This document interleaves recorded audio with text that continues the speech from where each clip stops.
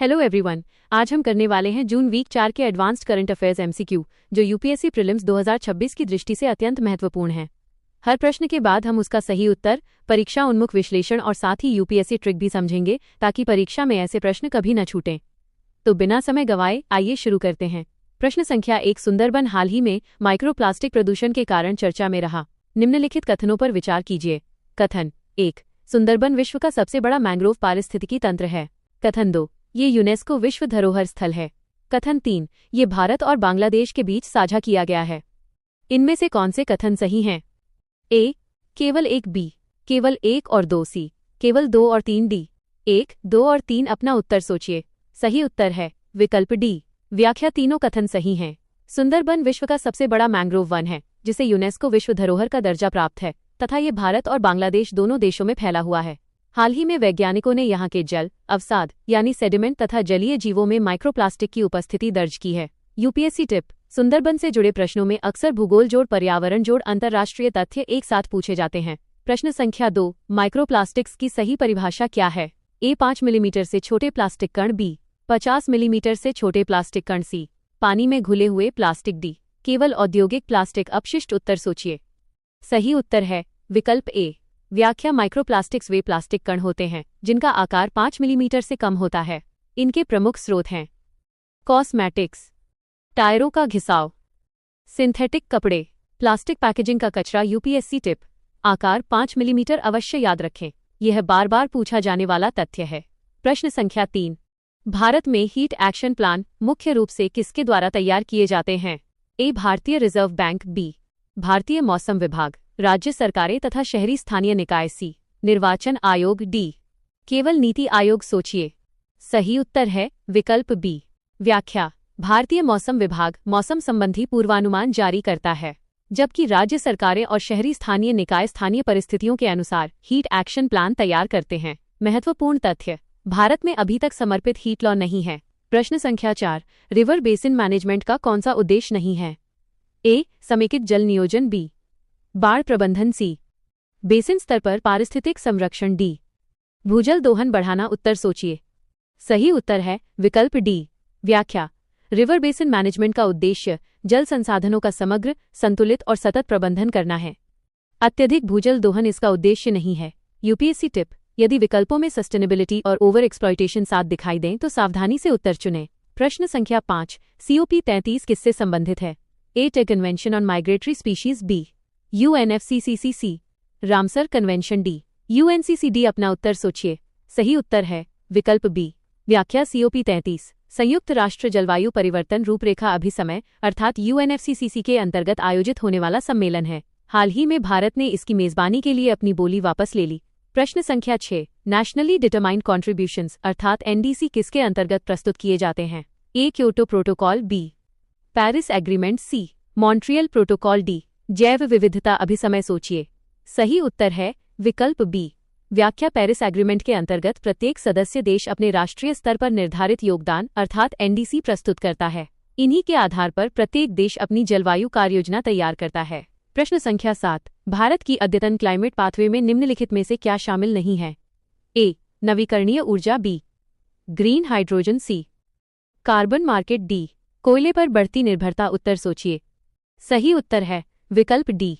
व्याख्या भारत का लक्ष्य लो कार्बन विकास को बढ़ावा देना है, इसलिए कोयले पर निर्भरता बढ़ाना भारत की जलवायु प्रतिबद्धताओं का हिस्सा नहीं है।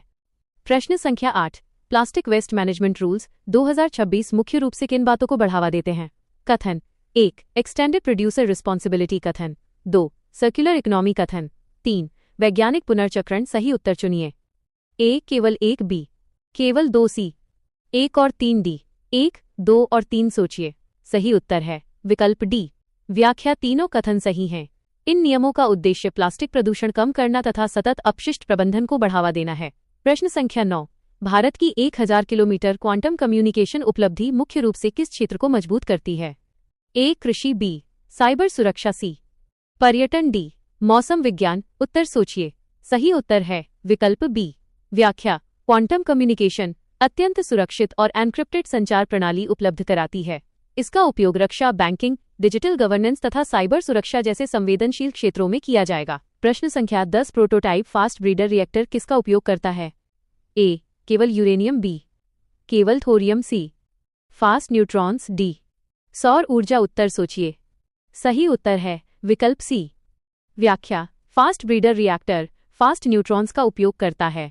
इसकी सबसे बड़ी विशेषता ये है कि ये जितना विखंडनीय ईंधन उपयोग करता है उससे अधिक नया विखंडनीय ईंधन उत्पन्न करने की क्षमता रखता है। इसी कारण यह भारत के 3 चरणीय परमाणु ऊर्जा कार्यक्रम का अत्यंत महत्वपूर्ण हिस्सा माना जाता है। प्रश्न 11 फ्यूजन एनर्जी फिशन एनर्जी से किस प्रकार भिन्न है? ए. भारी नाभिक टूटते हैं, बी. हल्के नाभिक आपस में जुड़ते हैं, सी.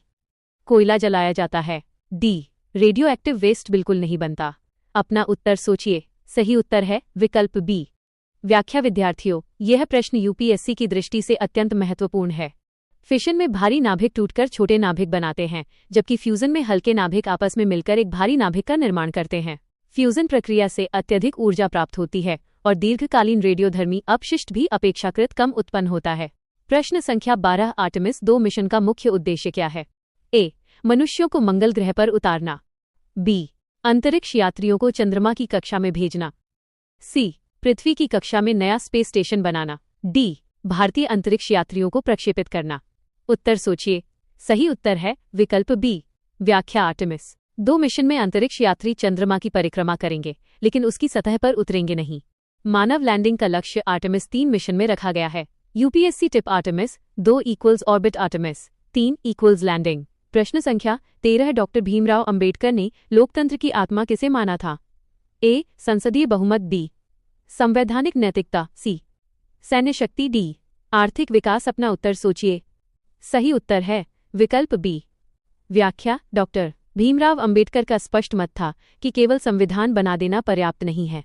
जब तक समाज और शासन में संवैधानिक नैतिकता का पालन नहीं होगा तब तक लोकतंत्र सफल नहीं हो सकता। यूपीएससी फैक्ट: कॉन्स्टिट्यूशनल मोरालिटी = लोकतंत्र की आत्मा। प्रश्न संख्या 14 सुभाष चंद्र बोस का मानना था कि भारत की स्वतंत्रता मुख्य रूप से किस प्रकार प्राप्त की जा सकती है? ए. पूर्ण अहिंसा, बी. केवल संवैधानिक सुधार, सी. अंतर्राष्ट्रीय सहयोग के साथ सशस्त्र संघर्ष, डी. British dominion status. उत्तर सोचिए। सही उत्तर है विकल्प सी। व्याख्या: नेताजी सुभाष चंद्र बोस ने आजाद हिंद फौज का गठन किया और अंतर्राष्ट्रीय सहयोग के साथ सशस्त्र संघर्ष का समर्थन किया। उनका प्रसिद्ध नारा आज भी युवाओं को प्रेरित करता है, तुम मुझे खून दो, मैं तुम्हें आजादी दूंगा। यूपीएससी टिप: गांधीजी और नेताजी के स्वतंत्रता प्राप्ति के तरीकों में अंतर अवश्य याद रखें। प्रश्न संख्या 15 निम्नलिखित में से कौन सा घटना और वर्ष का सही मिलान है? ए. जलियांवाला बाग 1921, बी. असहयोग आंदोलन 1919, सी. Jallianwala Bagh 1919, D. Simon commission 1917। उत्तर सोचिए। सही उत्तर है विकल्प सी। व्याख्या: जलियांवाला बाग हत्याकांड 13 अप्रैल 1919 को अमृतसर में हुआ था। इस घटना ने भारतीय स्वतंत्रता आंदोलन को नई दिशा दी और पूरे देश में ब्रिटिश शासन के विरुद्ध आक्रोश बढ़ा। प्रश्न संख्या 16 मैंग्रोव इकोसिस्टम के संदर्भ में निम्नलिखित कथनों पर विचार कीजिए। कथन 1 मैंग्रोव प्रभावी कार्बन सिंक हैं। कथन 2 ये तटीय कटाव को कम करते हैं। कथन 3 ये केवल उष्णकटिबंधीय क्षेत्रों में पाए जाते हैं। सही उत्तर चुनिए। ए. केवल 1 और 2, बी. केवल 2 और 3, सी. केवल 1, डी. 1, 2 और 3। उत्तर सोचिए। सही उत्तर है विकल्प ए। व्याख्या: मैंग्रोव उत्कृष्ट ब्लू कार्बन इकोसिस्टम हैं। ये बड़ी मात्रा में कार्बन संग्रहित करते हैं और समुद्री तटों को कटाव तथा चक्रवातों से भी सुरक्षा प्रदान करते हैं। लेकिन ये कहना गलत है कि ये केवल उष्णकटिबंधीय क्षेत्रों में ही पाए जाते हैं। कुछ उपोष्णकटिबंधीय क्षेत्रों में भी इनकी उपस्थिति मिलती है। UPSC trick: blue carbon = mangrove जोड़, सीग्रास जोड़, सॉल्ट मार्श। प्रश्न संख्या 17 पर्यावरण में प्राइमरी माइक्रोप्लास्टिक्स का सबसे बड़ा स्रोत कौन सा है? ए. प्लास्टिक बोतलें, बी. सिंथेटिक टेक्सटाइल फाइबर्स, सी. ग्लास उद्योग, डी. पेपर उद्योग। अपना उत्तर सोचिए। सही उत्तर है विकल्प बी। व्याख्या: जब सिंथेटिक कपड़ों की धुलाई की जाती है तब उनसे लाखों सूक्ष्म प्लास्टिक फाइबर्स निकलते हैं। ये जल स्रोतों में पहुंचकर प्राइमरी माइक्रोप्लास्टिक्स का प्रमुख स्रोत बन जाते हैं। प्रश्न संख्या 18 शहरी क्षेत्रों में हीट वेव के दौरान सबसे अधिक किस प्रदूषक की मात्रा बढ़ती है? A. Sulphur dioxide, B. Ground level ozone, C. Methane, D. Nitrogen gas. उत्तर सोचिए। सही उत्तर है विकल्प बी। व्याख्या: अधिक तापमान और तेज धूप के कारण ग्राउंड लेवल ओजोन का निर्माण तेजी से होता है। यह श्वसन संबंधी बीमारियों को बढ़ाता है और वायु गुणवत्ता को भी प्रभावित करता है। UPSC fact: heat wave equals ground level ozone. प्रश्न संख्या 19 रिवर बेसिन मैनेजमेंट किस सिद्धांत पर आधारित होता है? ए. प्रशासनिक सीमाएं, बी. राजनीतिक सीमाएं, सी. हाइड्रोलॉजिकल सीमाएं, डी. राजस्व सीमाएं। उत्तर सोचिए। सही उत्तर है विकल्प सी। व्याख्या समेकित नदी बेसिन प्रबंधन में पूरे नदी बेसिन को एक इकाई मानकर जल संसाधनों का प्रबंधन किया जाता है। इसका आधार हाइड्रोलॉजिकल बाउंड्री होती है, न कि प्रशासनिक या राजनीतिक सीमाएं। प्रश्न संख्या 20 भारत में सामान्य अथवा कमजोर मानसून घोषित करने की जिम्मेदारी किस संस्था की है? ए. नीति आयोग, बी. भारतीय मौसम विभाग, सी. केंद्रीय जल आयोग, डी. कृषि मंत्रालय। अपना उत्तर सोचिए। सही उत्तर है विकल्प बी। व्याख्या भारतीय मौसम विभाग IMD ही भारत में मानसून का आधिकारिक पूर्वानुमान जारी करता है। इसी के आधार पर सामान्य, कमजोर अथवा अधिक वर्षा की घोषणा की जाती है। UPSC tip IMD equals weather जोड़ मॉनसून फोरकास्ट। प्रश्न संख्या 21 भारत अपने अपडेटेड NDC अर्थात नेशनली डिटरमाइंड कॉन्ट्रीब्यूशंस कितने वर्ष के अंतराल पर प्रस्तुत करता है? ए. 2 वर्ष, बी. 3 वर्ष, सी. 5 वर्ष, डी. 10 वर्ष। अपना उत्तर सोचिए। सही उत्तर है विकल्प सी। व्याख्या विद्यार्थियों NDC nationally determined contributions Paris agreement के अंतर्गत प्रत्येक सदस्य देश द्वारा प्रस्तुत किए जाने वाले जलवायु लक्ष्य हैं। इन लक्ष्यों को प्रत्येक 5 वर्ष में अपडेट किया जाता है ताकि देश समय के साथ अपनी जलवायु प्रतिबद्धताओं को और अधिक प्रभावी बना सकें। प्रश्न संख्या 22 एक्सटेंडेड प्रोड्यूसर रिस्पॉन्सिबिलिटी अर्थात EPR का क्या अर्थ है? ए. सरकार प्लास्टिक कचरा एकत्र करती है, बी. उपभोक्ता स्वयं प्लास्टिक का पुनर्चक्रण करते हैं, सी. उत्पादक उपभोक्ता के बाद उत्पन्न होने वाले कचरे के लिए जिम्मेदार होते हैं, डी. नगरपालिकाएं पुनर्चक्रित प्लास्टिक का निर्माण करती हैं। उत्तर सोचिए। सही उत्तर है विकल्प सी।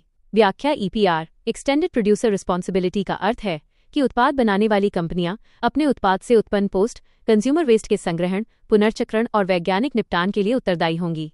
यह सर्कुलर इकोनॉमी की सबसे महत्वपूर्ण अवधारणाओं में से एक है। प्रश्न संख्या 23 निम्नलिखित में से कौन सी गैस ग्रीन हाउस गैस नहीं है? A. Carbon dioxide, B. Methane, C. Nitrous oxide, D. Oxygen. अपना उत्तर सोचिए। सही उत्तर है विकल्प डी। व्याख्या ग्रीनहाउस गैसें पृथ्वी की ऊष्मा को रोककर ग्लोबल वार्मिंग बढ़ाती हैं। इनमें प्रमुख हैं carbon dioxide, methane, nitrous oxide, जबकि ऑक्सीजन ग्रीनहाउस गैस नहीं है। प्रश्न संख्या 24 भारत का क्वांटम कम्युनिकेशन नेटवर्क मुख्य रूप से किस तकनीक का उपयोग करता है? A. Quantum key distribution QKD, B. Blockchain, C. Wifi 7D, cable fibre optic amplifiers. उत्तर सोचिए। सही उत्तर है विकल्प ए। व्याख्या भारत का quantum communication network quantum key distribution QKD तकनीक पर आधारित है। ये अत्यधिक सुरक्षित एन्क्रिप्टेड संचार प्रणाली उपलब्ध कराती है जिसमें किसी भी प्रकार की छेड़छाड़ का तुरंत पता चल सकता है।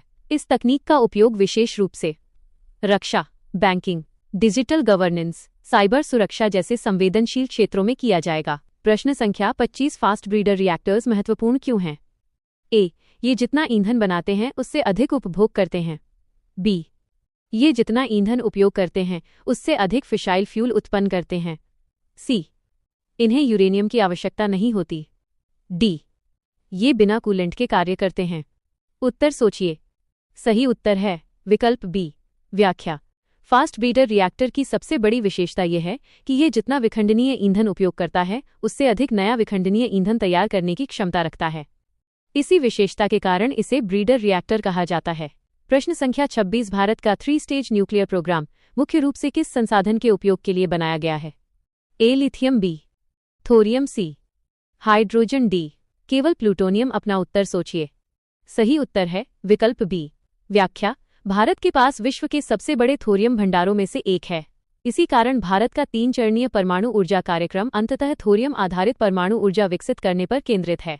प्रश्न संख्या 27 सूर्य में होने वाली फ्यूजन रिएक्शन मुख्य रूप से किन तत्वों के बीच होती है? ए. यूरेनियम परमाणु, बी. हाइड्रोजन के नाभिक, सी. Carbon, D. ऑक्सीजन। उत्तर सोचिए।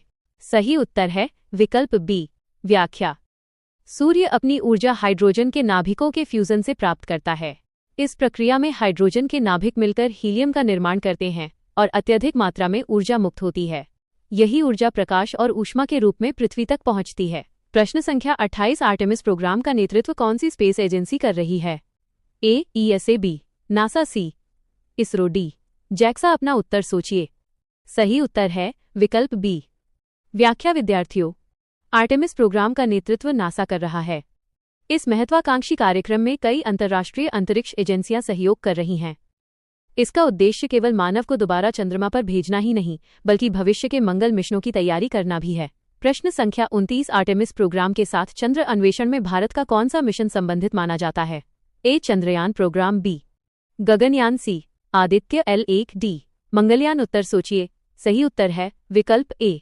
व्याख्या: भारत का चंद्रयान कार्यक्रम चंद्रमा के वैज्ञानिक अध्ययन और अन्वेषण पर केंद्रित है।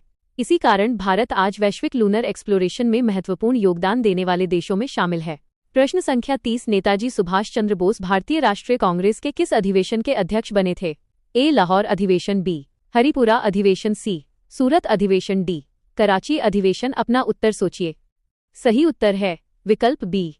व्याख्या: नेताजी सुभाष चंद्र बोस 1938 में हरिपुरा अधिवेशन के अध्यक्ष निर्वाचित हुए थे। यह आधुनिक भारतीय इतिहास का अत्यंत महत्वपूर्ण तथ्य है और यूपीएससी द्वारा कई बार अप्रत्यक्ष रूप से पूछा जा चुका है। प्रश्न संख्या 31 डॉक्टर भीमराव अंबेडकर किस समिति के अध्यक्ष थे?